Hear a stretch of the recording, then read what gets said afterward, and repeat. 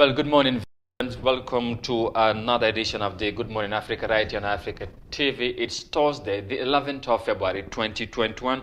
Wherever you are around the world, as always, we say thank you very much for joining us, and we are very much happy to be back again to bring you another very interesting but also informative edition of the same program. And you know, at this time on every morning during the week, we bring you some very reliable and, like I said, informative editions. And today we have some very interesting one to discuss, including the TRRC. We will, of course, bring you the witness who appeared before the commission yesterday. We'll talk about that briefly, though, by the way. We also talk about this morning about election matters. You know, the process still continued that leads us or takes us to the December 2021 election.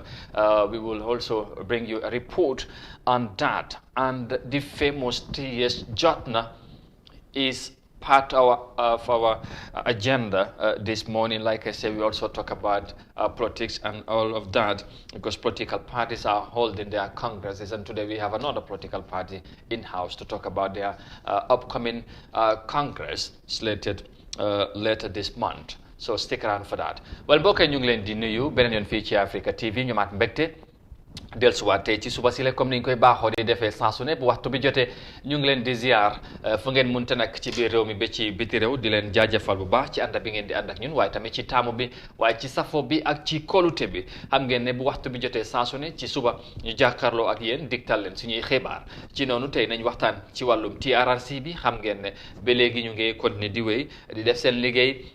Démb am na ku teewoon ci kanam commission bi, nañ ci dellusiwaat ci yéen yi nga xamante ne jot na ko faa wax ci démba. Ba léegi tamit suñu xibaar yi ba léegi nañ wax ci wàllum li ñoo war a yóbbu ci December election si. Bokk na ci wàllu political party, ñu ngi waajalaat seen bopp def ay congress ak yu mel noonu. Leneen tamit mooy wàllum election bi IEC ak ay mbiram, loolu tamit nañ ci ñëw. Leneen luñ ci toftal ba léegi xam nga ne ci réew mi surtout daaw bi daaw jéeg ak yu mel noonu, waaye nag am na lu ci beesaat seen mbir. Nañ ci waxtaan bu baax ci kanam incha allah ci jotaay bi. Su ko defee ñu quickly rek dugga ci biir programme bi gannaaw bu ñu leen nuyoo dalal leen ci jotaay bi. Ci noonu ñu doore ko ak TRRC bi. Now we begin with matters of the ongoing public hearing of the TRRC, because Baba Sango told the Truth, Reconciliation and Reparation Commission that former President Yahya Jammeh reinstated him to the NIA investigations department because of his reliability, not for his expertise. He denies participating in castrating and electrocuting detainees at the NIA. And let's have more details of his testimony in this report by Omar Ahmed Toure. Baba Sango, who has been adversely mentioned in torture, appears before the commission Tuesday and says former President Jammeh recalled him to NIA to investigate the 2006 attempted coup because of his stability in the investigations. He knew your capacity to produce results in investigations. He knows we are very steady in our investigation. He would not know that. He's never seen you working. He knows the results you produce. I've worked with him before he became president. Yes, investigative work. And he knew your capacity to produce results. Remember 1995, 1996. Those are the most difficult periods. Everybody was there. You were there. And results were produced. I, for one, I don't see this as difficult. 1992 to the most difficult. 1992, you would not torture people willy-nilly, would you? 1992, we do tortures. Thank you very much. Finally. Hallelujah.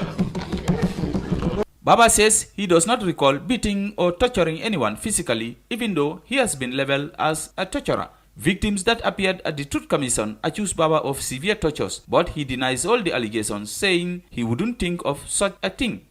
You would not say these ones because you are ashamed of them. No, I will.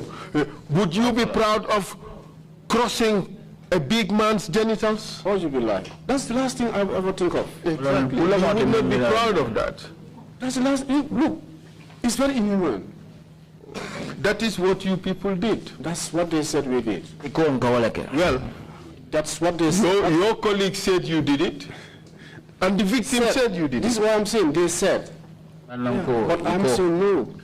Baba Saho spent 13 years at NIA and says during this period, he has arrested and detained only one person, but has never tortured or killed anyone. He says he was aware of tortures at NIA, but didn't raise it to anyone and couldn't resign from work for the fear of retribution against him and the family. For Africa TV, I am Omar Ahmad Toure. An advancedly mentioned alleged perpetrator appeared before the TRC yesterday, Baba Saho, but apparently denying all the allegations that were thrown at him before the commission by other witnesses that appeared before the TRRC. Well, we will move away from matters of the TRRC for now, though, and talk on election and financial matters, if you like, because Mamburen Njai, the Minister of Finance and Economic Affairs, says that the Independent Electoral Commission award elections bidding contracts to Gambian companies or build partnership with international companies to build capacity. And for more details of that again, Omar Ahmad Toure tells us more of that. Mamburen Njai, Minister of Finance, says taxpayers' money should not be used to award contracts to international companies. Instead, he wants legislation of local contents and awarding contracts to local companies. This is taxpayers' money. Gambians are paying their taxes. And if anytime we take the money, we ship it outside, those companies coming, they are commercial. They will never hand over that technology to our own guys. Our preference is Gambian companies. If Gambian companies cannot do it, they can partner with international company, and we will insist on the technology and knowledge transfer to the local company. This is the only way we'll boost our own companies to make sure they'll be able to compete internationally. Minister Njai says Gambians in the diaspora who have the knowledge and expertise to provide the bidding materials are inclusive, and says the government is building a bond with Gambians living abroad. The government of the Gambia will now be collaborating with the diaspora to issue diaspora bonds.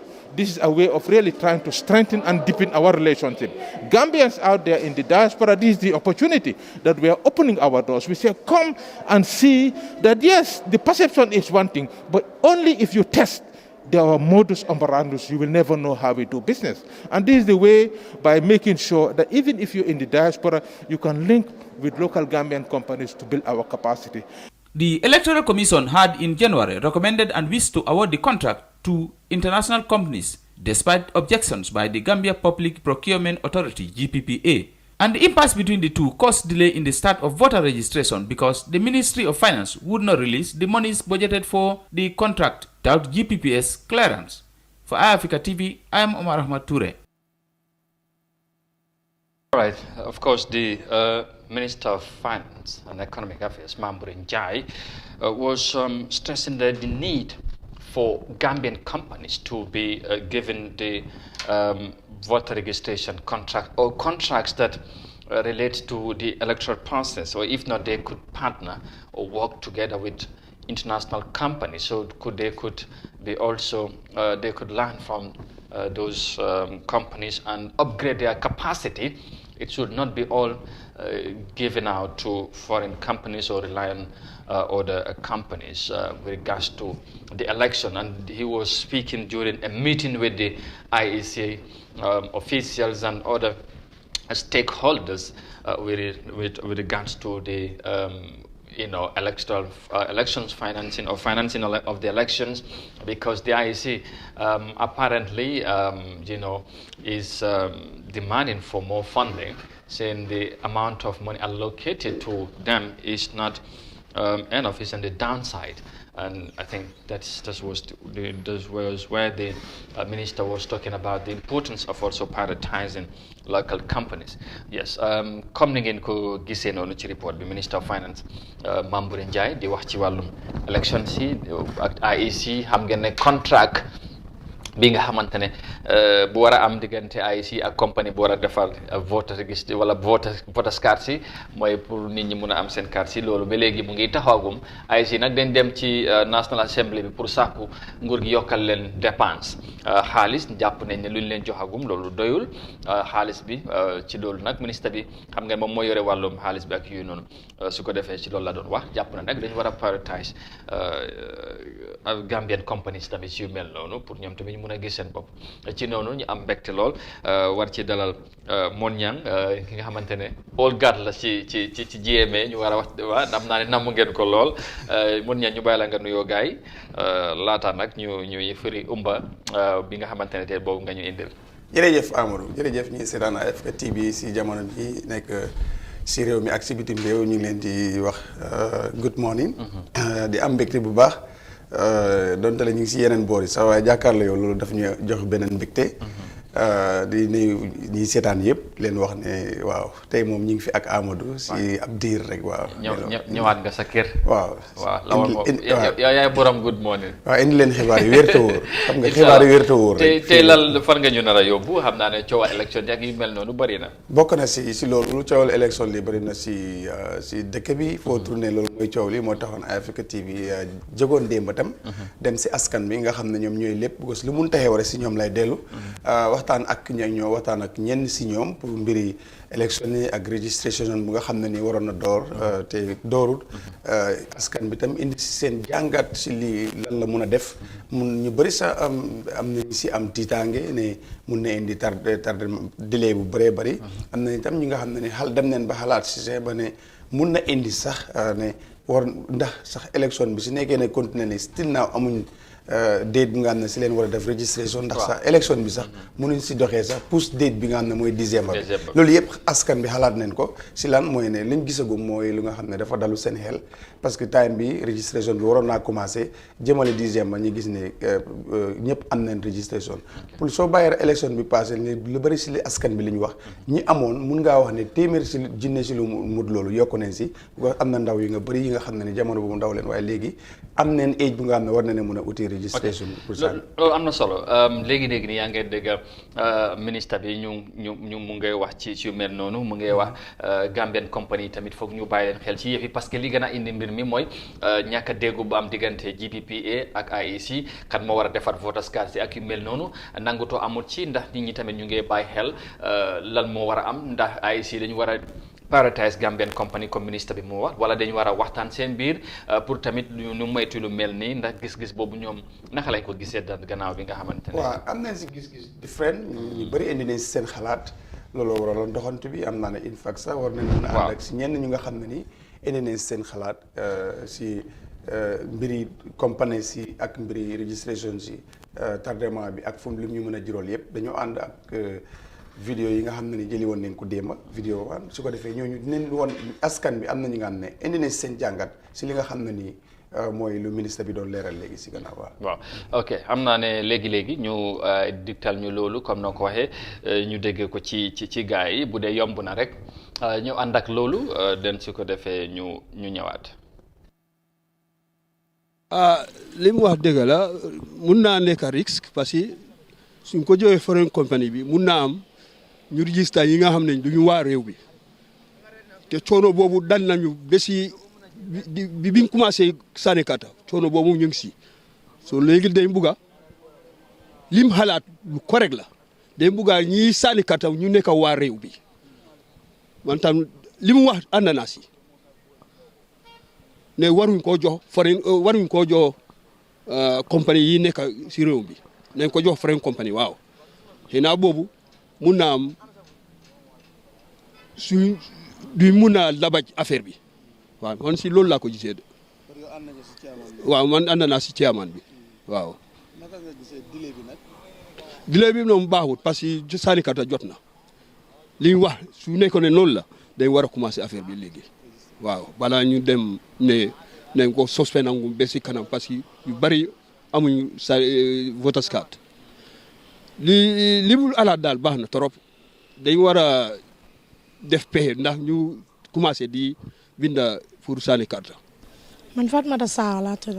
Amar na nga gisee registration bu waroon a commencé janvier te amut so loolu lan la mun a def si élection bu nga xam ne décembre la. loolu noonu dafa asi jafe-jafe yu bëri because soo seetee ba seet si man it doesn't make any sense ñun Gambien yi dañu war a change suñu attitude si lu bëri because si man dafa daw yaram trop bu ma déggee ne ñu ngi wax ne Gambien company yi mënuñoo defal suñ registration card si before mu ne loolu risque la.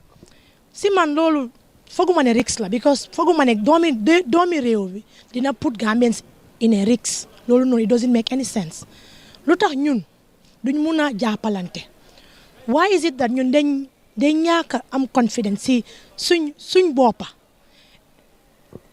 dafa daw yaram dégg dafa overla daw yaram man daw laa for the first time maa war a vote this year bëgg naa vote dégg musuma vote for any election waaye this year bëgg naa vote waaye Gambians dañ war a change suñu attitude comme nu ma la waxee ñu bàyyi ñu ubbilante xol yi daal ñu let's give opportunities to each other kii su mënta def kii na def duñ mun a invite foreigners yi ñëw suñu dëkk control everything xoolal ID cards lu nekk ni happen Gambians yi control luñ ko passport the same thing so si man dañu war a bàyyi Gambians ñu def lu ñu war a def daal waaw. acca mu ngi noonu kàddu yi am na solo Mon Ñang dégg nga gars yi waaw ki bugg a vote for the first time that's very interesting te tamit am solo te kàddu yi mu wax xale la am yàkkamti na sax pour mu am xam naa voters card mun foog naa loolu wax na lu am solo te lu mat a bàyyi xel la. waaw wax na lu am solo te moom laa la wax si gannaaw na le moom ay junneem ñi ngi toog pour di xaar loolu so moom loolu leen wax ak wute nag li nga xam ne ni ñoom amoon nañ ko already because ay téeméer si junne leen amoon. ñu gaan 800,000. yes ok plus waaw. léegi nag dañu war a make sure itam boobu ba léegi 2017 ba léegi ay junne ndaw itam màgg nañ fi pour war a am 18 years. war a qualifier pour dem am registration moom mu bokk si. lu mu wax nag mu nekk lu nga xam ne ni lu am solo la ba pare xaw a tam daw yaram because mu ngi wane ne musta vote but bëgg na pour am. so compagnie bii mooy def compagnie ba la defut suñu amutee registration right now wala liggéey bi door si léegi ñoom dañoo am ñaari xel te ñu bëri si ñoom wax ne loolu xëy na am na si ñu bëri ñu nga xam ne duñ ñemeñ waaye seen idée lu ñu lay woon mooy ne war na mun a nekk te ñoom lu ñu bëgg mooy ne ñu jox Gambian compagnie si lii ñoom ñu defar ko. waaw am na tam nga xam ne moom ñu jox ko foreign company. loolu moo ko gënal. because mu ngi wax affaire labaj. waaw affaire la mu nga ko jox Gambian company ñi dem registré ñeneen. ñoo xam ne nii waruñoo am waaye lu ñu wax am na keneen ñeneen ci askan bi wax leen ne tam. non registration balaa nga koo am foog nga yóbbu ID card of birth certificate kon gisut ne nit war na mun a dem registré keneen ku nga xam ne nii nekkul doomi Gambien waaye mu ne moom loolu dalul xelam. comme ni ko chairman bi waxee loolu daal li gën ñu jox ko foreign company waaye tam foreign company dafa am ñu leen di ñi ñuy àndal bu ñoo dem def registration ñoom xamuñ dëkk bi fu waroon a am polling agency yëpp wala dëkk penc ba bant ba yi ñu war a amee lépp foofu la ñoo defee registration bi so lu si am solo mooy ñi nga xam ne ñooy seexee registration bi si boobaa si alkaali leen koo defee si ñoom ñooy seet ñi nga xam ne am neen ñuy waa fii leen te am na kayit booy yóbbu balaa nga am registration te kayit bu ku ko am rek bokk nga si doomi rek. exactly very well léegi pour ñu gën a leeral rek xam nga dafa mel ni tamit communication bi dafa xala des because kuy wax ni affaire yi labaj affaire yi mun naa am dafa am nu ñu ci raxasu xëy na loolu sax des naa leer ci ñenn ñu bëri ci askan parce que registration bi compagnie bu Gambie moom bi nga xamante ne moom moo wax ne moom bugg na cee dugal loo xam wala bugg nañ cee lifi ñoom bu process bi bu jotee ñoom ñoo yore yëf yi yëpp affaire registration bi yëpp si loxo AIC lay nekk ñoom li ñu fay nekk mooy jox leen technical backup bi woon leen ne fi naka la waaye daal noonu la yëf yi doxee waaye dafa mel ni ñoom tamit communication ci côté boobu des na ba xëy na loolu moo tax ñaaw xel di ci am ak ñeneen ñi góom ne buñ joxee local company si comme AIC chairman bi nu mu ko waxee mu ne dafa risqué xëy na moo tax ñoom tamit ñu amee gis-gis boobu. waaw comme moom mooy njiit bi su gisee ne local risque bi loolu la gars yi jàngat moo tax ñu ne ñoom lu ñu wax.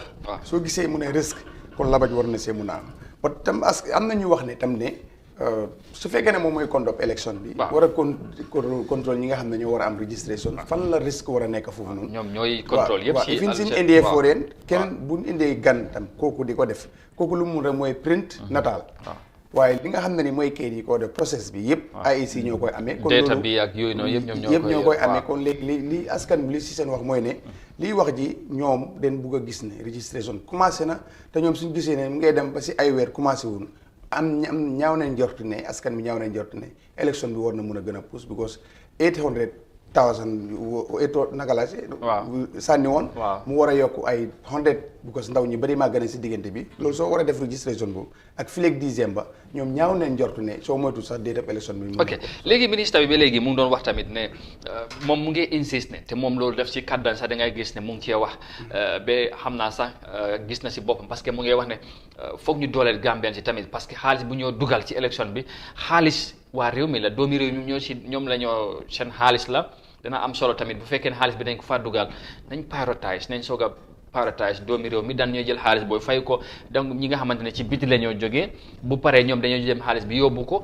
te loolu mu ne tamit su fekkee ne ci joxe liggéey bi def nañ fa ay mbir yi nga xamante ne dina tax sax local company mu struggle wala fekk du mit criteria yooyu yëpp ay mbir yi nga xamante ne dañ ko war a seetaat te loolu balaa ñoo xëj na yokk xaalis yooyu yëpp danañ ko sooraal te moom xëj na moom mu ne ci loolu la gën a insiste est-ce que foog na loolu tamit bu fekkee ne taxaw na taxawaay yu mel noonu ay si xëj na gisee beneen gis-gis dina tax solution yomba am ci diggante bi. waaw because soo bàyyi xel ñu bëri si askan bi lu leen gënal mooy ne liñ moom ñu bàyyi ko jox ko suñu ndaw yi ñu mun ko as far as li ngay dem uti si biti mu ngi si yow comme ni ko olof yi di waxee rek balaa nga dax a kéwél mu jëm àll dax ko mu dem kër sa waa dëkk am na luñ mun comme ni ko gan bi mu ne. waaw léegi nag foog ñu rafet njort si ñoom. wala saa ñu bokk a liggéey comme ministre membre nu mu ko waxee. mun nañoo bokk a liggéey bu boobaa ñun ñi nga xamante ne xëy na ñu ngi see soog a dugg wala compagnie bi dina am lu mu jàngee ci international. dina am lu mu si jàngee te dina am ay ñu bëri si askan bi ñu nga xam ne dinañ fa dem liggéey si. loolu tam mun na am lu mu leen jural voilà askan bi amoon lu ñu gën a nekk di wax mooy ne nen na ko na nekk yëfi Gambien nañ ko Gambien nice na ko Gambien si amee.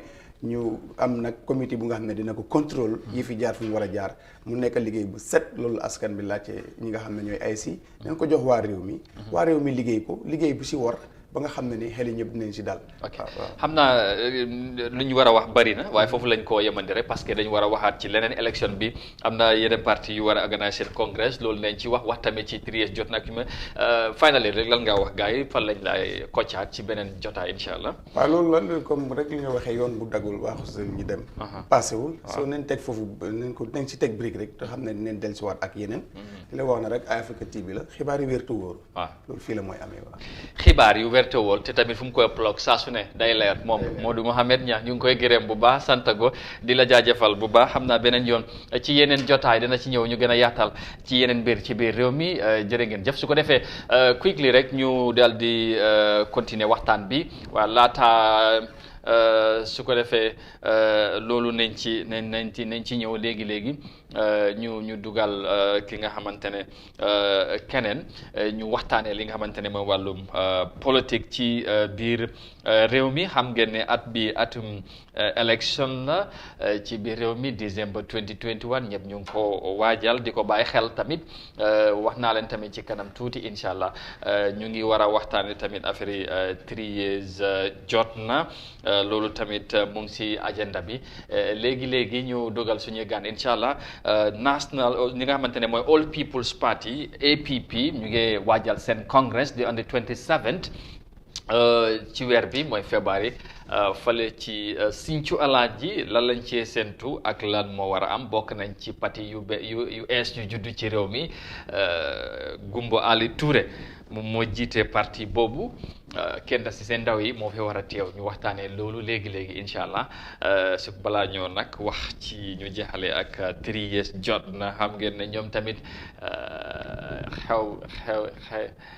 xew nañ loolu tamit ci kanam incha allah nañ ci ñëw waaye incha allah ñu taxaw first wax ci wàllum kon ni ma ko waxee élection yi yàlla loolu nañ ci ñëw léegi ñu dalal ki nga xamante ne mooy suñ gan gi mu toog Mr Adama John jógee ko ci parti APP mooy All People's Party kon ni ma ko waxee ñu ngi waajal seen congress di on the 27 bokk na ci parti yi nga xamante ne parti bu est la ci biir réew mi kon ni ma ko waxee Gumbo Ali Touré moom moo nekk njiitali parti bi Mr John ñu ngi lay nuyu ñu am mbégte lool dalal la ci suba si la ñu war a waxtaanee li nga xamante ne mooy seen waxtaay congress bi ak yooyu ñu bàyyi la rek nga nuyoo ñi nga xamante ñoom ñooy seetaan right now.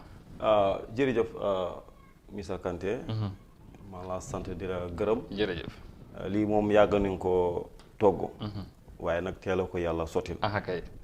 su ko defee rek ma jël nuyu bi rek ci gàttal rek dénk ko suñu parti leader bi Gumba Ali Touré su ko defee mu séddal na ko parti militant yëpp jamono bi ñu toll nag ci jamono congrès lay nekk pour launch suñu parti bi ba pare ngénte ko leen su ko defee ñu bokk ci jongante réew mi loolu mooy seen yéene bokk ci jongante réew mi firstly balaa ñoo wax lan mooy xew ci congrès bi ak waajtaay bi fan ngeen ci toll lan nga ñu mën a wax ci parti bi yéen jeexoo ngeen doxagum ci langue politique bi bu mu juddoo wala sosoo ak léegi xam naa ne ngéntagu leen ko sax comme noo ko waxee waaye lan nga ñu mën a wax rek pour gars yi tamit xam All People's Party bi nga xamante ne comme wax nga ko Gumbo Ali Touré moom moo ko jiite lan ngeen jota defagum ak naka ngeen fan ngeen toll ci réew mi jërëjëf foo loolu dinaa si kontaan pour waxtaan si ndax bi nga ko registré yàgg na waaye balaa registré to bi tamit def nañ ay jéego yu am solo ndax parti bi mu ngi start depuis 10th of November 2018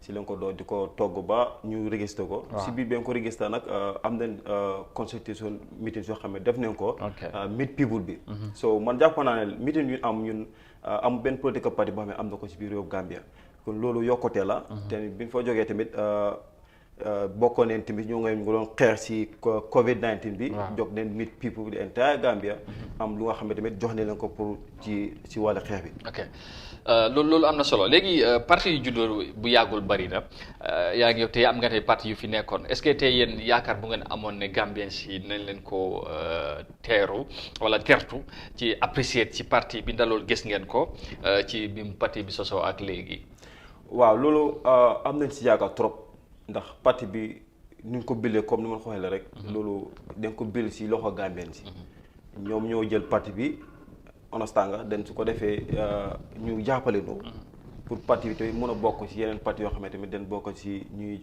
jongante 2021 bi am nañ si yaakaar bu am solo ndax All People Party leen wax muy parti boo xam ne ñëpp a ko moom amul seen o Touré o whatever everybody rek comme Gambien nga rek gis nga sa bopp loolu moo gën a am solo si parti bi lu ne nag den ko dee waxee si parti bi waaye ñun daal lu ñu gëm mooy parti bi Gambia Force lan ngeen indaal pour Gambien si xam nga politique ko wax naa la political party bari dañ ci cool yi bari na ku ne da ngay xëcc rek demale sa boor wax ne man maa fi ne te Gambien si moo tax ñu ñëw fii lan la All People's Party indaale APP ci langue politique bi ci Gambie tamit xam naa ne comme wax nga ko yéene bi mooy pour jiite réew mi te lamb ji soreetut waaye ban yóbbal moo nekk ci li ngeen indiwaale Gambien si waaw yóbbal bi si gàttal rek mooy la moo leen wuutale sax ak yeneen parti yi tamit laa bëgg a wax suñu différent ak yeneen other parti si réew mi mooy parti bi still now amul benn place boo xam ne is permanent koo xam ne tey jox nañ la place bi ñu ne bii is permanent to you so décision bi Gambien si ñoo ko decide loolu moo waral pour ñu war a dem congrès even started from the interim party leader ba ci suuf amul kenn comme place bu taxaw during the congress nag nit ñi ñooy decide kan mooy war a nekk fii kan moo war a nekk fële loolu den jël askan rek jiital leen moo tax soo walee suñu slogan ñu ne putting people first ndax ñu den gëm na tey démocratie dafa war a commencer si parti su ko defee loolu dem ak moom ba kerek kooku di war a nekk jiite réew mi waaye su fekkee ne yow jëluloo nit ñi nag boole leen si parti bi rek loolu dafa am leen lu muy nuru so ñun loolu dafa bokk na suñu différent ak yeneen other political parties yi suñu foundation ak ba fi ñu toll am na lot of difference ak other political parties ci biir réew mi ok loolu leer na comme ni nga ko waxee léegi ñu dem ci congrès bi waajtaay bi fan ngeen toll nee nañ on the 27 sori na sori tuut fu mu nekk nii ci yan pexe ngeen nekk di lal pour ngeen am a successful congress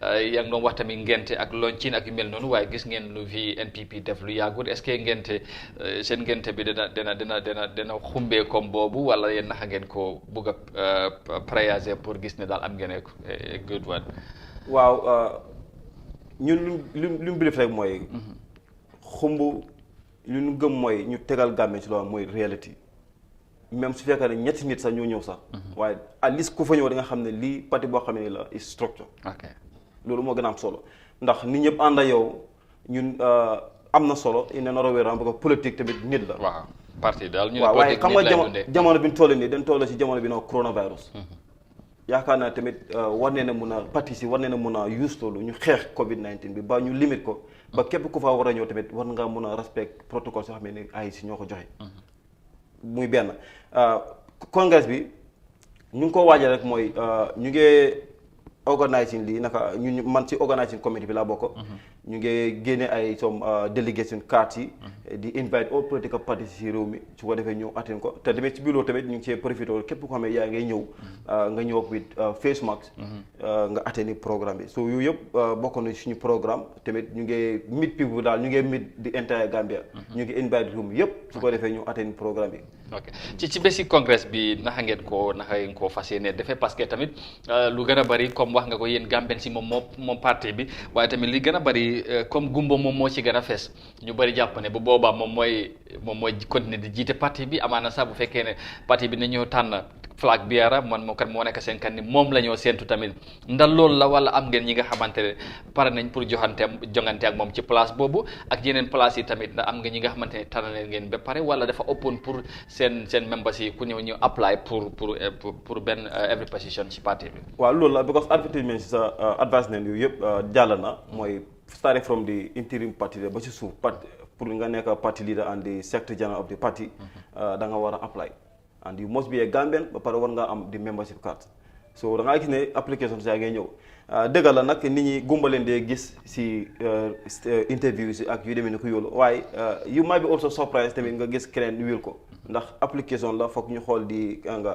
eligibility and xool all requirements. waaye loolu yombul ñu gis ko fii de waaw mun na am nag suñu parti bi lu ne mun na fa am parce que lu am rek léegi mooy am léegi waaw. ok bu boobaa kon buñ surprise bu ñu gisee keneen ñu ne moom mooy jiite parti bi di APP kon loolu mun naa nekk. mun naa nekk ok soo léegi naka la application si ndax am ngeen ñi nga xamante ne mooy Gambians yu bari ñu wane interest bëgg nañoo bokk ci parti executive bi pour pare tamit jongante ci élection yi nga xamante ne ñu ngi ñëw. waaw Gambians yaa ngi apply ifin tey su ma fi jógee nii sax am na application yu ma bëgg a dem jëli somni ko si office bi ndax dañ ko jaarale si newspaper si.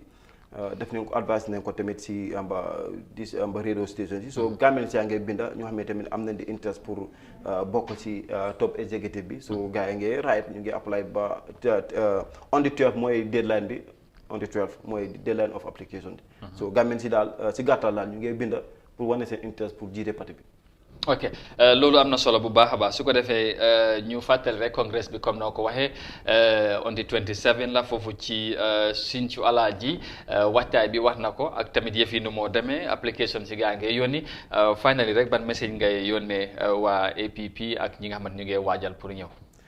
waaw message bu gàttal la rek maa ngi jëlaat na yow bi rek daloo ko ci parti interim leader bi Gumba Ali Touré tamit mu séddaloo ko entire members of this APP di nuyu tamit Gambien ci bu baax da la wax ne tamit ñu ngi leen a invite ci congress bi despite of any other political party bi nga bokk rek ndax li réew mi la tamit ñëw fa taxaw de tamit ne foog nga bokk waaw pour ñëw rek delloo li nga xamante mooy objectif yi APP li nga xam ne moom lañ amal pour askan wi te ñun den gëm ne askan wi daal foog ñu jiital leen ci lépp lu ne def boole leen ci parti bi su ko defee ñu am ci décision ba kooku tamit bu demee ba nekk président wala mu nekk di head of state tamit da ngaa génne still na askan wi dina ci mun a gis boppam waaye boo boolul askan wi sa mbir te nga bëgg mu bokk ci kon loolu dina doy waar trop so ñun daal lu ñu gis mooy jiital leen askan wi ñu ngi invite di entire Gambia. all right jërëjëf Mr Adama John bokk ci APP All People's Party ñu ngi doon waxtaanee ci seen congrès bi incha allah ñu ngi lay gërëm xam naa yeneen jotaay nañ gën a yaatal waxtaan bi wax ci yeneen li nga xamante ne after congrès bi incha allah da nga ñëwaat ñu waxtaan ci congrès ak yu mel noonu jërëjëf. ñu ngi laa jaajëfal baax su ko defee ñu jëlee short break ñu ñëwaat wax ci leneen. Are you an IT lover looking for opportunities? Did you know you can find a wide range of education or specialized training institutes in the Gambia, such as Suna Institute of Science and Technology, CAMSIS Technology, and Insight Training Center offering information technology training? You can explore the diverse world of information technology with the use of computer, storage, networking, and other physical devices. As a certified information technology graduate, you stand a better chance of exploring meaningful opportunities such as finding your dream job or starting your own business. These institutions do not just stop at certified training. As a graduate, you can benefit from career guidance opportunities, including job application and interview preparation. Are you one of those who believe that taking the back way is the only way to success? Head over to wakawell.info/Gambia to find out more about safe migration procedures and local opportunities for education, employment, and entrepreneurship in the Gambia.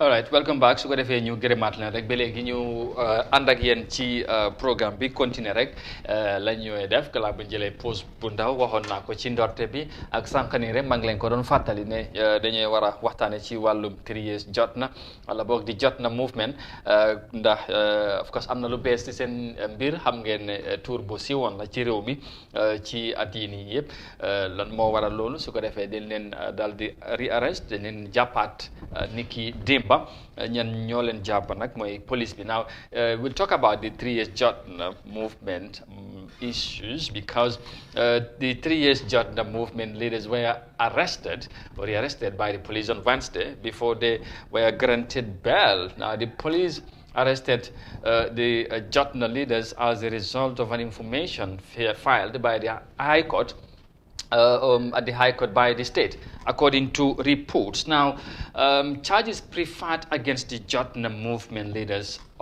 includes unlawful assembly, righteous demolition of buildings, and rioting after proclamation, contrary to Section 65, 76, and 74 of the Criminal Code laws of the Gambia, and but they were asked to go home when they went to the High Court, but immediately they step out, they were rearrested again. But all of a sudden they were granted bail.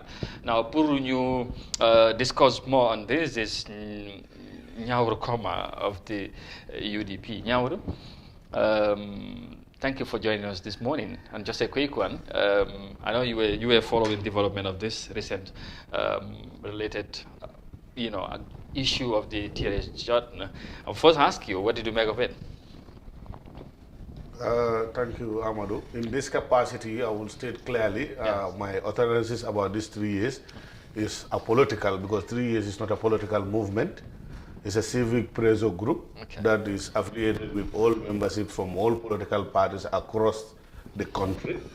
And I was also a member during the protests of the 3 years Jotna. But what I'm saying, it is very sad. It is a sad day in Gambian history.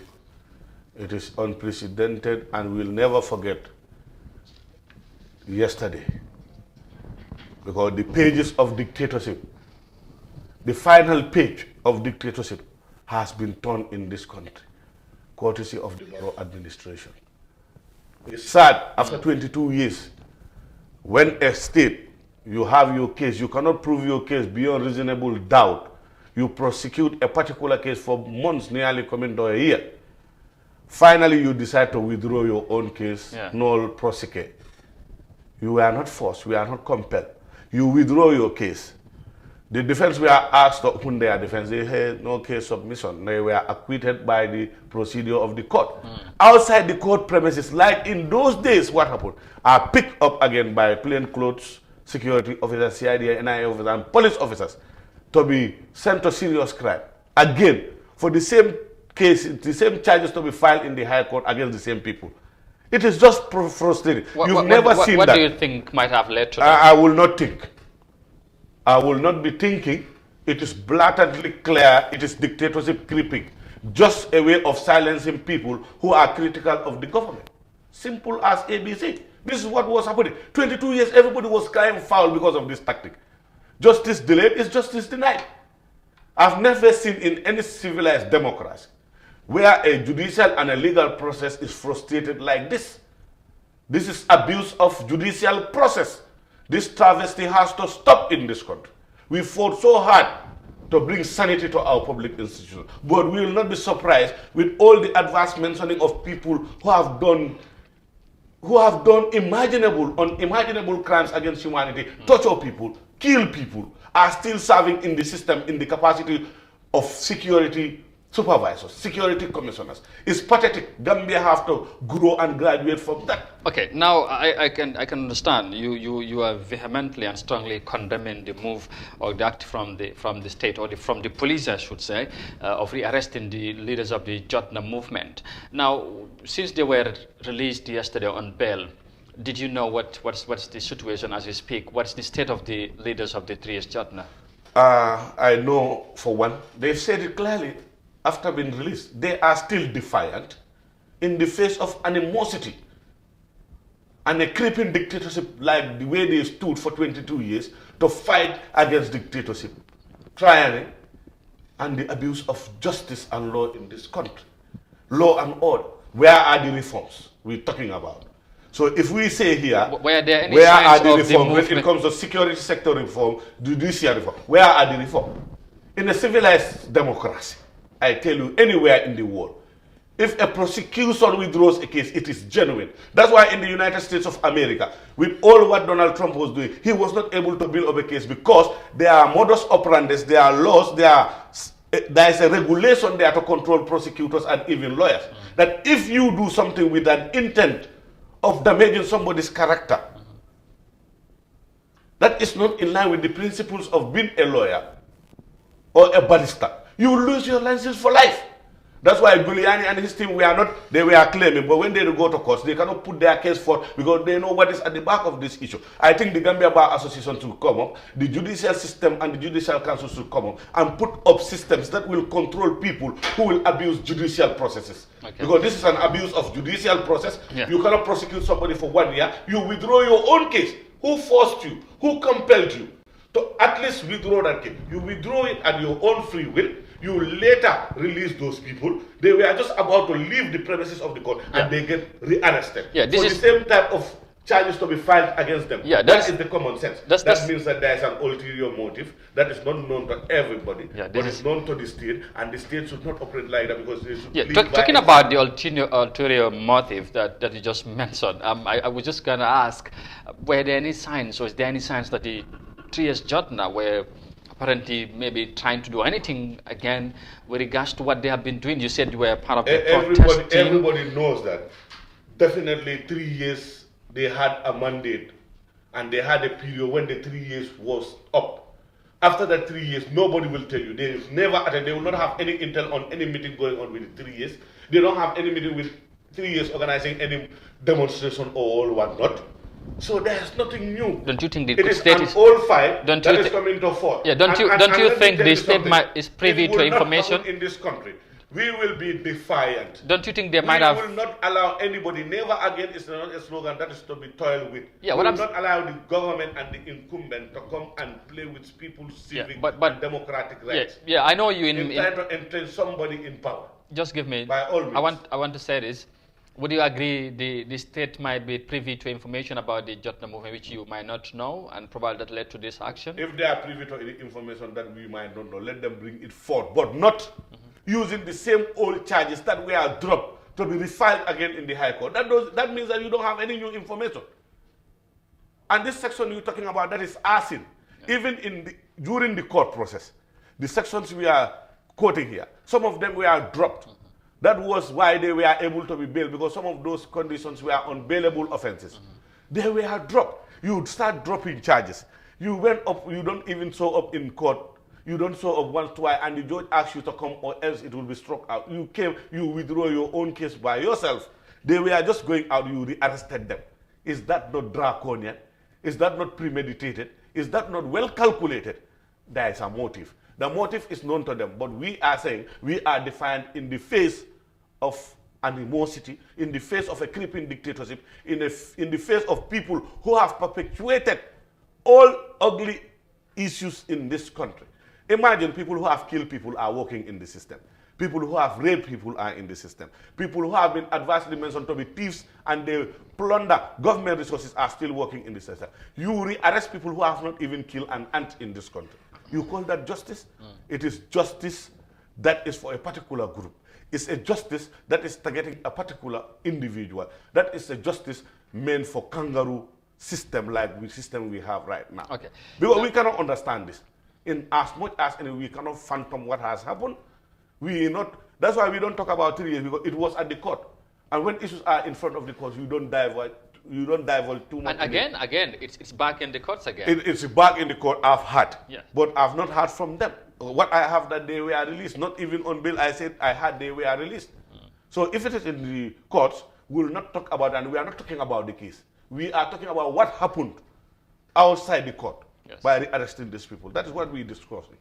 It is disappointing. It is very disappointing when it comes to our democracy. This is the final chapter of the book that this current administration have inherited from the previous one, and they've studied it, they've mastered it, they've turned the last page that have just midwifed our past bad memory about a tyranny, a dictatorship for 22 years. This is sad Gambia. This is not the new Gambia. Gambia have not decided this. What's the position going forward? Of course, you said you are very defiant, and seemingly you are not ready to go back. I'm saying you, but not personally, of course, not Nyaure person. But of course, you tell me at the beginning that you were part of the protesting group, during the famous protest. What do you think now should be your position of the leaders of the movement going forward? Considering that probably the state might have another interest with regards to the charges that were, that they were charged of, and do you think this will in any way probably distract them from what they were saying or wanting to or demanding before? I think there are issues in this country that need attention of the government and its intervention more than this 3 years just an issue. And people's attentions cannot be diverted from those issues. Come rain, come sunshine. This 3 years issue is an issue that is just taken out of context. You've taken people to court. Let the court do its job. The court did its job. Yes. If you are not satisfied, you should not supposed to withdraw your case. You have other processes that you should follow when you don't feel happy with the decision of the court. But you withdrew your case on all, and nobody compelled you. You are not under any duress to do that. Yeah, After doing that, the rearresting, that motive is only the people who did it can explain to you.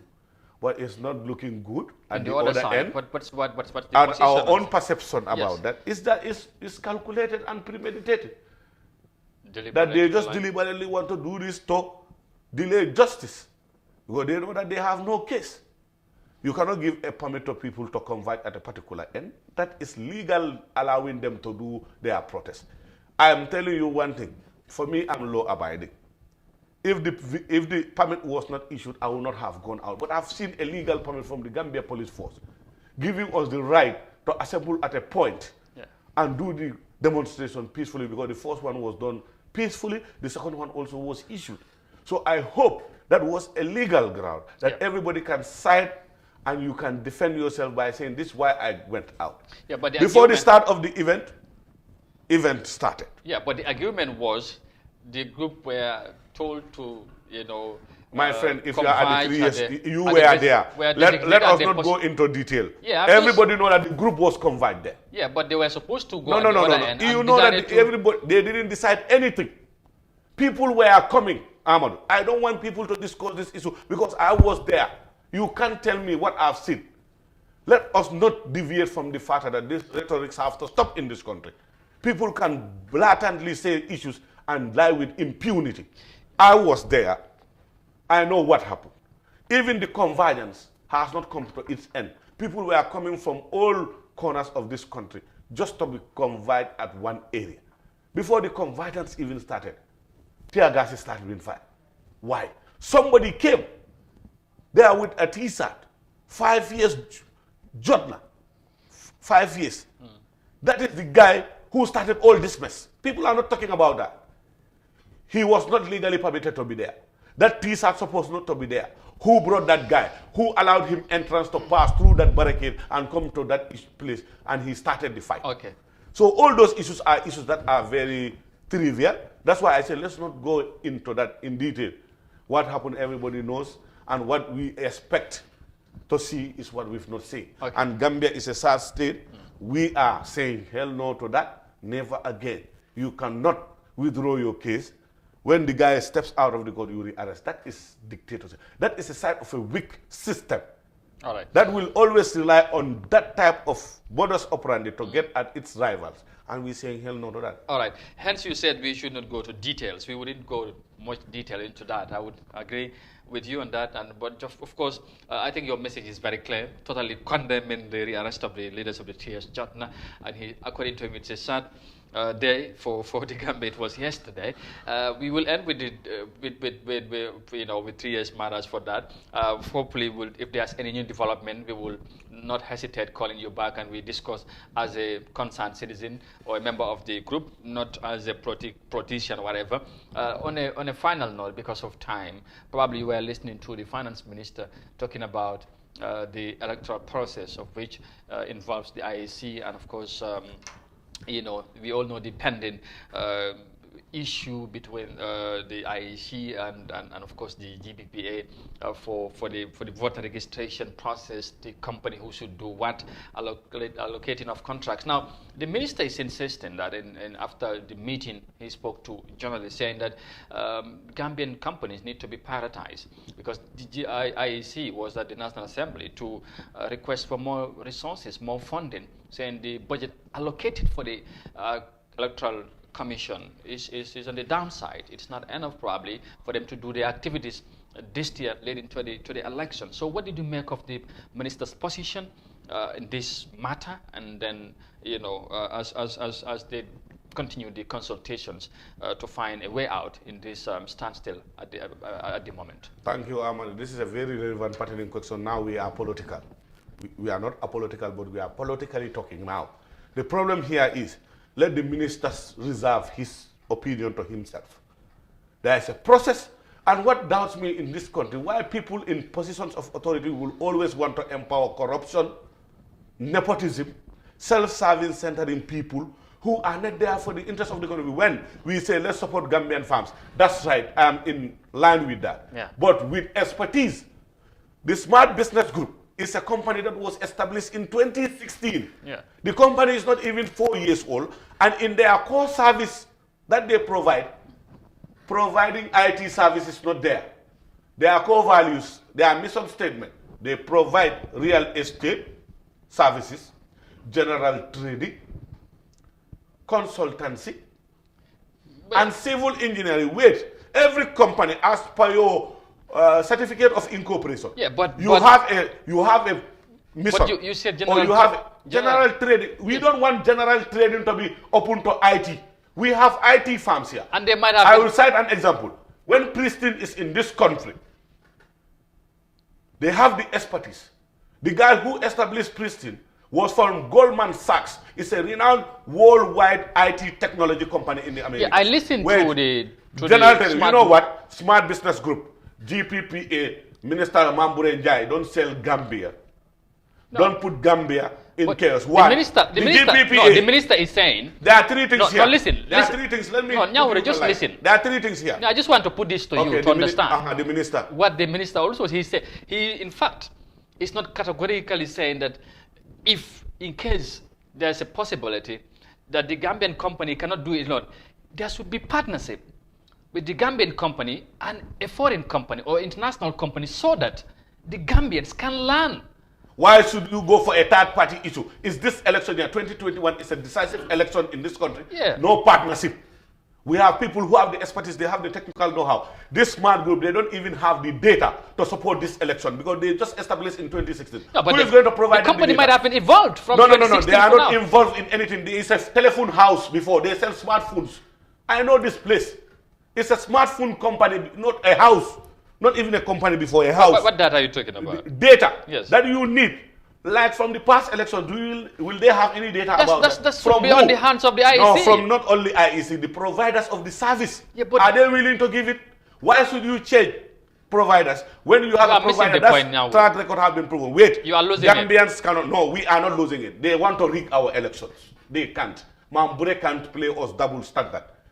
That is conflict of interest. GPPA houses, GPPA building. Wait, I'm going conflict of interest. You are talking about serious issues here. Yes, serious issues. These are serious allegations. I will say it, and I will say it again. You cannot talk about elections. They will not rig these elections. Let them give it to a competent body. That is not Gambian. If people have vested interest in issue, there is a liability of corruption. In that building, that the GPPA occupy is where Smart Group is housed.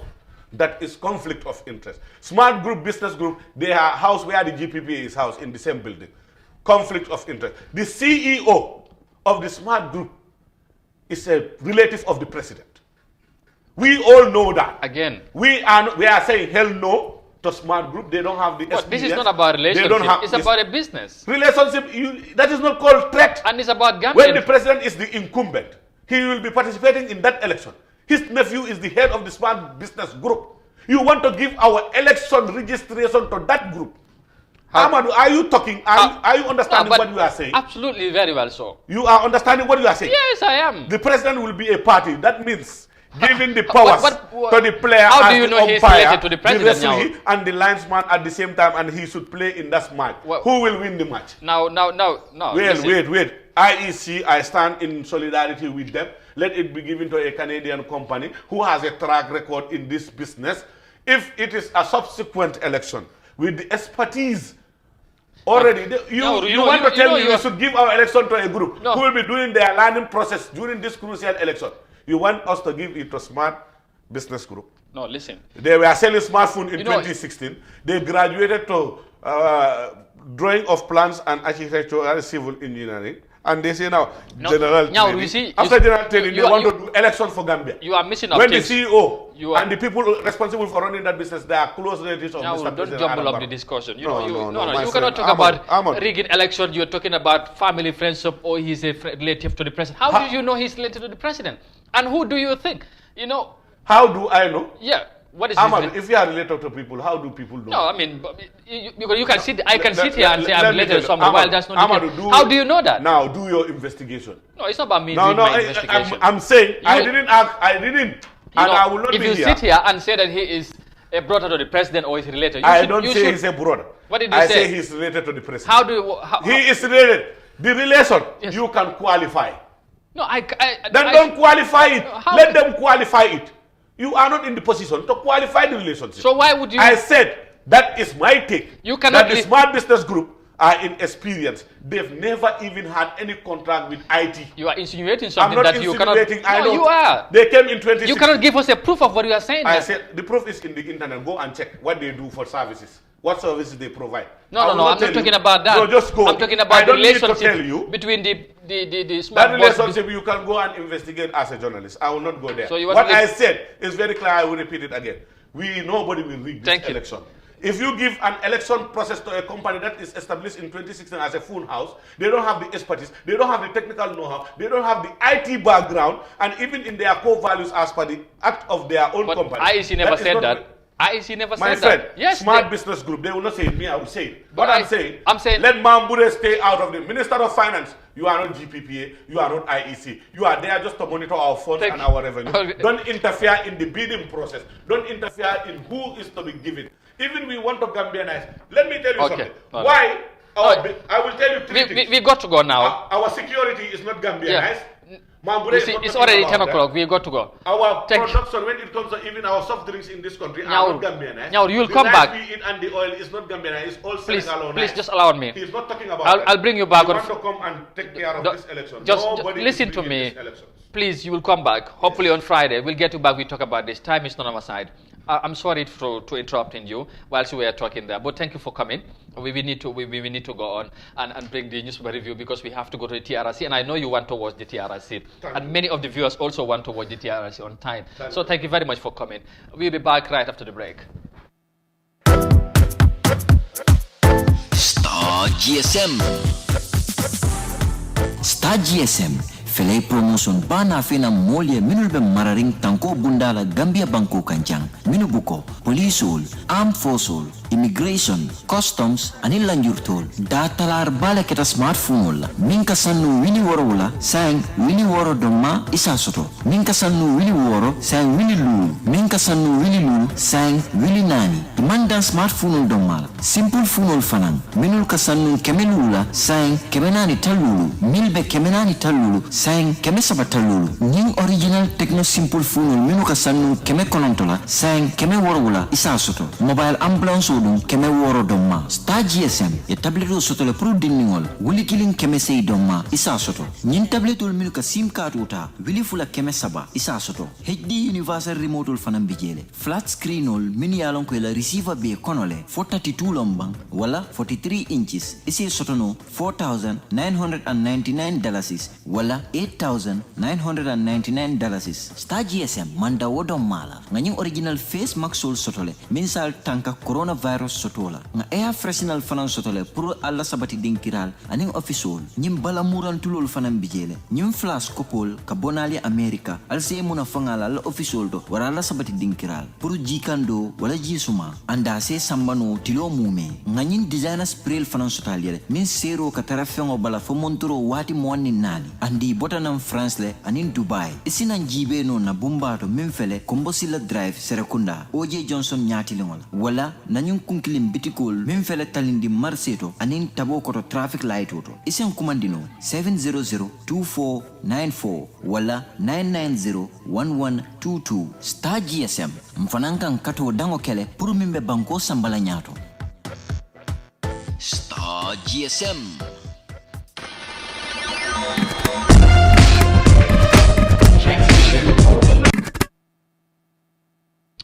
All right, welcome back. We are now into the final part of this edition of the GMA for today, and that is the news review. But as you just watched there on the advert, Star GSM, we always say thank you for the support.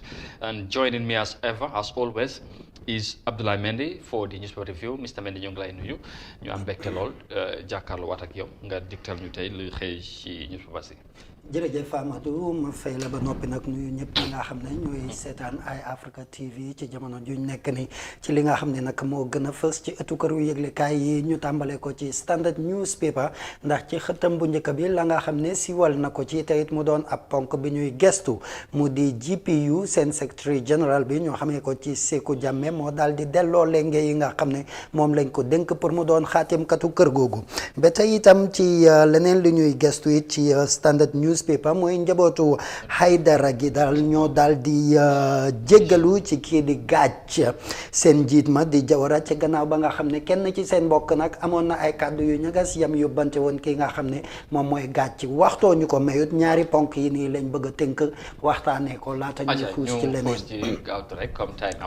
waaw comme niñ ko junjoo rek GPU muy Gambia Press Union di mbootaay bi nga xam ne moo ëmb lépp lu yëngu ci wàllu tasum xibaar ak taskatu xibaar yi ci biir réew mi seen xaatimkat bi di secretary general bi ñoo xamee ko ci Sékou Jammeh moo daal di delloo lenge ya nga xam ne moom lañ ko dénkoon ci diirub ñaari xaaju lii di liggéey jooju nag ndax liggéeyoon naa ki nga xam ne moo jiite woon kër googu ci jamono ñoo xamee ko ci Baye Emile Touré ba laata kooku di génn ba keneen kuy ñëw ni di Sheriff Bodian Junior moom kii di Sékou Jammeh nag liggéey ji nga xam ne liggéey na ko ci kër googu ña nga xam ne ñoo ilif kër gi nag nee nañ de doon na ci ñoom tiis pour ñu yëg ne kii di kilifa gi mu ngi bëgg a delloo la nga xam ne moo di lenge yi te it rafetlu nañ bu baax a baax ànd gi nga xam ne àndoon nañ ko ak ñoom ci biir liggéey gi te it ñu gis ne tam ne ci ay jéego ya nga xam ne nag taxaw na ko pour jàppale askan gi rawatina réew yi Gambia ak tasum xibaar taskatu xibaar yi pour ñu gën a yàqanal seeni liggéey gën koo rafetal ci biir réew mi loolu it mu doon jéego yu rafet waaye la tax nag mu delloo lenge yi it moom nee na de jamono ji réew yi Gambia daanaka la gën a yaakaar na fi mu toll nii ci liggéeyam lam ci gën a mën a def itam mooy delluwaat ci lii di yëngu gi nga xam ne mu ngi ko doon yëngu ci wàllum tasum xibaar ndax moom bindkat la ci fànn jooju kon nag pour mu delluwaat ci liggéey bi dina am solo lool waaye biñ ci gestoo tam ci yenn ci ay ndaw yi yëngu ci wàllum tasum xibaar seeni gis-gis tam rafetlu nañ ko bu baax di wane daal ne ñu mel ni Sékou Jammeh ñi ak ñeneen tam pour ñu daal di dellu ginnaaw bàyyi liggéey bi jébbal ko lii di xale yi rek dina xala am jafe-jafe yiñ cee nemmee nemmeeku waaye bu fekkee dellu si waat na ci biir liggéey bi dinañ ko rafetlu bu baax a baax ndax dina doon ab cër giñ ko ci mën a jox bu baax. waaw c'est ku ñu jox cër la te dafa mel ni bàyyi na woy bu rafet ci GPU. ci diir bu mu fa nekk ñu bari rafetlu taxawaayam te tamit wés ko wel ci beneen jéego bi nga xamante ne jël na ko ci li moo utali ci carrière mu nekk lu am solo gannaaw loolu nag ñu wax ci leneen. gannaaw loolu ci leneen la ñuy wax ba tey ci standard newspaper la ñuy desandi mooy njabootu Haidara gi nag ñoom kenn ci kii nga xam ne nag jarbaat la ci kii di Saïdou Maria Haidara te it mu nekk ci France mu amoon ab jamono ji nga xam ne nee na kii di njiital gaaj gi gannaaw dafa tëkk woon kii di Mamadou Sabally ne bu jéggalu ci ay kàddu yu ñagas yim yëkkati teg ko ci deram dina ko yóbbu fa mbax na doonee benn kii nag di ngóor si di wuyoo ci turu Saïdou Maria Haidara nekk ca France moom moo ne woon Modou Haidara jarul tiit jarul ragal ndax kii bu la yóbboo fa mbax na doonee benn man dinaa la jox ay secret wala ay mbóot yi nga xam ne man ngaa taxaw daggasanteeg moom ca fa mbax na doonee benn ndax tuuma yi nga yëkkati woon teg ko ci deram yi yu dëggu la waaye lii di njabootam gi ñenn ci ay njabootam yi dëkk fii nii ci biir réew mi ñoom nag ñoo ñaawlu loolu dina kii di Saïdou Maria Haidara kàddu yi nga xam ne nag yëkkati na ko nii du ay kàddu yu rafetay tegginewu ci diggante ñi nga xam ne ñoom ñooy ay askanu neen di ay mbokk neen di mbokk saraxule yi pour ñu gis ne kàddu yu ñagas yi bu jógee mën na yee fitna wala bokk yëkkati li nga xam ne luy ñagas da ci seeni diggante moom nee na Jawara famille bi ñoom Haidara famille dem nañ ba jéggalu wala boog sax ba yeesalaat seen jéggal ci kii nga xam ne moom mooy gaaj mi di wane daal ne kii di seen mbokk ma nekk France yëkkati kàddu yooyu ci njuumte la koy def waaye du mbir mi nga xam ne famille bi wala njaboot gi yëpp ñoo ci ànd pour yëkkati kàddu yooyu jëmale ko ci moom. waaw jàmm daal moom ak yéen yëpp si ñoom ci loolu la ñoo dox loolu lu ñu mun a rafetlu la te foog naa ne tamit njiitali gaaj bi dina ci mun a jaar jéggale bàyyi lépp li nga xamante ne jàpp na ko ci yëf yi pour jàmm mun a continuer seen diggante loolu dafay am solo gannaaw standard dinañ xuus ak Voice newspaper ndax Voice newspaper tey ci liñ xëyee ci li ci gën a fës mooy deportation mooy delloo si ay doomi réew yi Gambia yi nga xam ne ñu nga woon foofu ca réew yi Germany ñi nga xam ne ñoom ñoo jaar ci yoonu ginnaaw gi ndax réeréwuñ mbir ne lii di buntu jëwriñ bi gàlloo wàllu nekkinu doomi réew yi Gambia yi nekk ca biti réew ak askanu Gambia yi nekk ca biti réew ñoom it am na ab nangutoo bi nguuru Gambia amoon wala doxe woon digal ne lii di doomi réew yi Gambia yi nekk ci yeneen réew yi ci tugal mën nañ leen a delloosi ci biir réew mi fii bu dëppooyee ak la nga xam ne moo di wareef ak yelleefu doomu aadama pour sàmm ko réew yi Germany it bokk ci réew yu ni mel ndax ñoom it nee nañ daal ci ñetti fan ci weeru màcc bu ci yàlla bur bi nammee jàmm dinañ indi ab roplaan bi bàyyeekoo foofu ci biir Germany te keroog ca ñeenti fan ci weeru màcc ci la moo agsi fii ci biir réew mi te ci biir roplaan boobu nag ñu ngi ci nemmeeku daal ne dina am ay ndawal réew yi Gambia yi nga xam ne yi ñoo delloo si waat la fii ci biir réew mi gannaaw ba réew yi Germany ci boppam nag mënatu tey yor ña nga xam ne ñoo di ndawal réew yi Gambia yooyu nekk foofu sa biir réew ma ndax li war a toll ci ñeenti ci ay junne doomi réew yi Gambia nekk foofu te it bindoon di laajtelu réew yi Germany pour mu nangul leen seen toog foofu ca biir réew ma muy maanaam asylum am na ñenn ñi nga xam ne nag nangul nañ leen ko waaye ñan nangulut seen mbir nag ñooñu lañ war a delloo si fii ci biir réew mi nag. acca mu ngi noonu affaire yi 3 years jot na coow li bari na lool ci yëf yi ak li nga xamante ne mooy deportation xale yi loolu tamit leneen la. comme niñ ko waxee saa su ne xanaa rek ñu seet fan la ñuy mujj parce que li tamit lu ñu ciy wax bari na ñu ngi blame nguur gi nanguto am na amul ak yu mel noonu loolu tamit luñ jër a bàyyi xel la waaye li ci mënta am daal mu ngi suñ kanam am na ñuy ñëpp si daal dafa mel ne. waaw am na ñuy ñib si te dinañ fi agsi incha allah ci ñeenti fan ci weeru màcc gannaaw ba nga xam ne dinañ bàyyeekoo Bruxelles loolu ñetti fan lay doon ci weeru màcc. acca mu ngi noonu ñu ngi xam naa ne ñeneen ndeysaan ñu bari seen suñ ko gisee ku de dafay bàyyi xel na suma mbokk dina ci dina bokk ci ñuy ñëpp si ak yooyu waaye daal lii moom affaire la daal.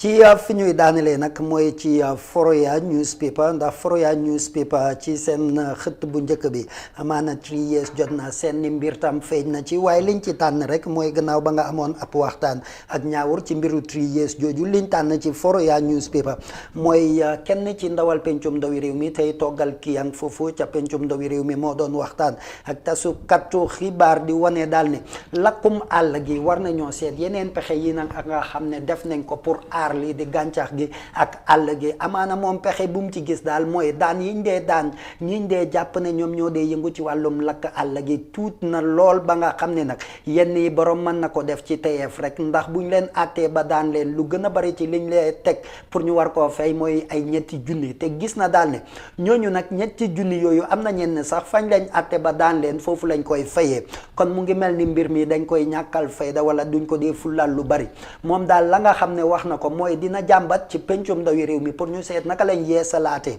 defaraat la nga xam ne moo di loi yooyu pour ñu gis ne ñii di buñ leen jàppee as néew na ak tuuti na ñu leen koy daan daal war na toll ci juróom fukki junni bu baree ba bari ñu daan leen lu war a toll ci téeméeri junni nee na loolu dina tax ba képp ki nga xam ne yaa ngi yëngu ci lu ni mel dañ ci am ñaari xel xalaataat ëllëg ak sibir bu ñu la tegee loxo lum la mën a jural ndax nee na de lakkum àll gi du lakk-lakk gi nga xam ne rek loolu la mën a am ak loraange gi mul indi la àll gi ak askan gi waaye it réeréwuñ mbir ne ci ay fan ci ginnaaw rek am na ab ngóor gi nga xam ne ñàkkee na ci bakkanam te loolu it lañ ci mën a def pour aar ko mooy ñii di kilifa yi nga xam ne ñoom ñoo jiite gox-goxaan yi ak dëkk yi di alkaali yi ak ciif yi war nañoo seet bu baax a baax naka lañ sàmmee lii nga xam ne mooy àll gi ak gàncax gi ndax am na solo lool. waaw fine bi daal xam naa ne am na si solo waaye moom fu mu ko jëlee ak fu mu ko yóbbu. dafa aj baa bi trop. waaw from 3,000 to 100,000. waaw minimum daal nee na 50,000. waaw xam naa daal loolu dafay wane ne daal bëgg na yëf yi mu stop ñu wàññeeku fekkee ne mënuñ koo bàyyi so loolu am solo la.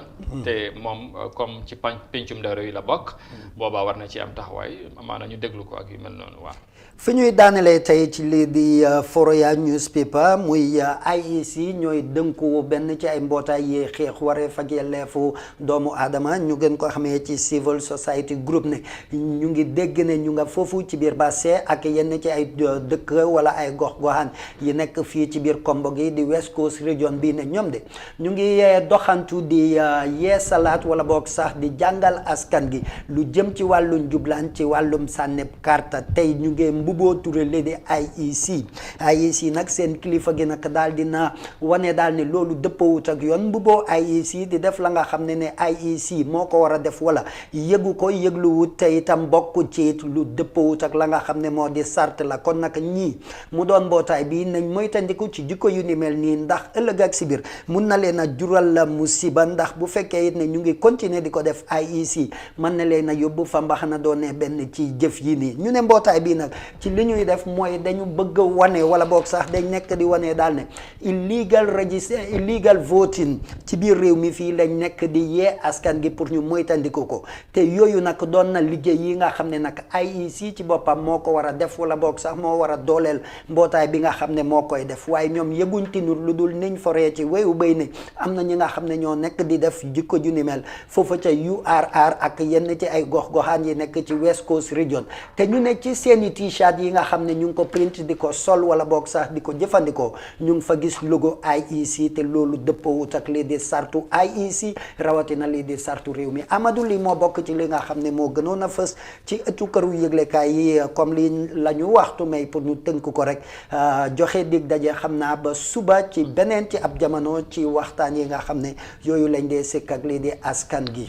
jërëjëf xaw ma nag ñoom wax nañ ban civil society organisation la ndaw waaye dafa mel ni dégguma ñan la waaye daal comme wax nañ ne ñu ko def nañ ko bàyyi amaan nañ leen déglu ñu bàyyi li nga xamante ne mooy doxalin boobu waaye ñoom tamit lan moo tax ñu koy def ak yu mel noonu loolu tamit amaan na ñoom tamit mën nañoo tontu ñu leeral waaye ñu gërëm la bu baax sant la ci ni ñu faram fàccale li nga xamante ne mooy xibaar yi ñu xëyee ci newspaper si comme ni ñu koy defee saa su ne wax nga ko rendez-vous bi suba la incha allah mu nekk édition bu mujj ci week bi bu boobaa ñu balaa ñoo dugg ci weekend bi comme ni ñu koy defee saa su ne ñu ngi leen di gërëmaat beneen yoon ci ànd bi ngeen di ànd ak ñun toujours sur 2Africa TV fi ngeen mënte nekk ci biir réew mi ba ci biti réew ñu ngi leen di wax jërë ngeen jëfati ci ànd ak ñun saa su ne desali neen ak Eye Africa TV léegi ñu link leen ak TRRC ci seen doxalin bi su ko defee ngeen ànd ak lépp li nga xamante ne moom moo fa war a ruusee tey ci seen public hearing bi ci noonu ñu dal leen jox rendez-vous suba inshallah. Well, viewers, thank you very much once again for being with us for this edition of the Good Morning Africa program. And of course, we're drawing the curtains here for today, but we'll be back, inshallah, God willing, tomorrow for the week's ending edition of the same program. But for now, though, stick around with us, don't go away. The TRRC proceeding is about to start, and we'll link up to the public hearings of the commission at its Dunes Hotel in Senegambia. But for now, do have a very pleasant day, and bye from us.